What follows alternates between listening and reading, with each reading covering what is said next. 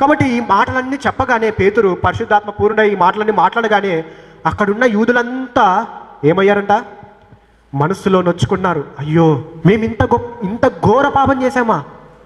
మా కోసము రాజు వస్తాడని మేము ఎప్పటి నుంచో ఎదురు చూస్తున్నాం.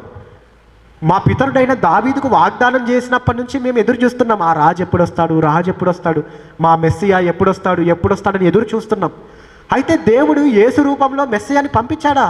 అయితే మేము అది తెలుసుకోకుండా దుష్టుల చేతికి ఆయన అప్పగించి, అవును ఎంత ఘోరంగా మేము ఆయనని శిక్షించాం కదా, ఆయన తప్పు లేదు, ఆయన పాపం చేయలేదని పిలాతు చెప్పాడు.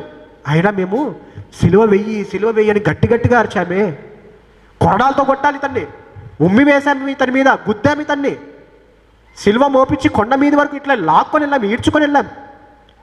అరే ఎంత తప్పు చేశాం మేము. మా రక్షకుడు అయి ఉండి వచ్చి, మా రాజుగా ఉండగోరి వచ్చిన అతన్ని మేము సిలువ వేసి చంపేశామే.